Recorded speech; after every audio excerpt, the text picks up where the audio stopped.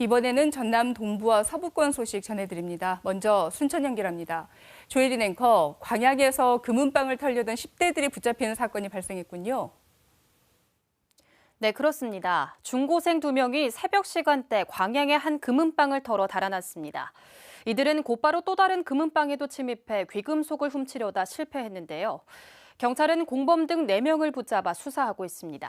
보도에 최혜진 기자입니다. 새벽 시간대 광양의 한 금은방 앞입니다. 마스크를 쓴 10대 청소년 2명이 걸어오더니 공구로 금은방 유리창을 수차례 내리칩니다. 유리창이 깨지자 곧바로 침입한 이들은 1분 만에 귀금속을 훔쳐 달아납니다. 2층에서 일을 하고 있는데 막 콩콩 문 소리가 나서 2층에서 내려오니까는 얘들이 저리 도망가더라고. 그리고 삿집에서 사람들이 나와갖고 그 사람들이 신고하고. 오늘 새벽 2시 반쯤 15살 A군 등 2명이 광양시 중동의 한 금은방에 침입해 귀금속 6천만 원어치를 훔쳐 도주했습니다.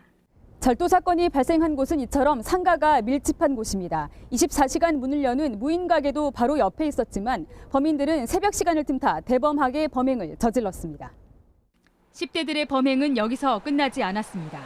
2km 정도 떨어진 또 다른 금은방에 유리창을 깨고 침입했다가 보안 장치를 뚫지 못하고 달아났습니다. 놀래고 기분 안 좋아요. 고등학생들이 그랬다니까 이해가 안 되죠. 경찰은 금은방에 침입한 2명과 공범 등 4명을 붙잡았습니다.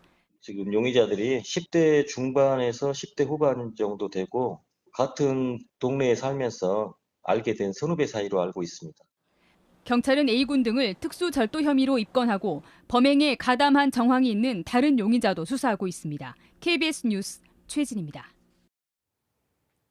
부당해고 논란으로 극심한 갈등을 빚었던 순천만 자벌드 노사의 협상이 오늘 새벽 타결됐습니다. 순천만 자벌드 노사는 어제 오후 6시부터 오늘 새벽 1시까지 마라톤 협상을 벌여 해고자 복직과 생활지원금 지급 등의 합의안에 서명하고 오는 6일부터 자벌드를 정상화하기로 했습니다. 사측은 최대 쟁점이었던 상여금 문제와 관련해 급여의 30% 범위에서 문화생활비를 지원하기로 했습니다. 이와 관련해 순천시는 오늘 입장문을 내고 자벌드가 조속히 원상회복할 수 있도록 조치하겠다며 이제는 순천만 국제정원 박람회 성공 개최를 위해 시민 모두의 역량을 모으자고 밝혔습니다.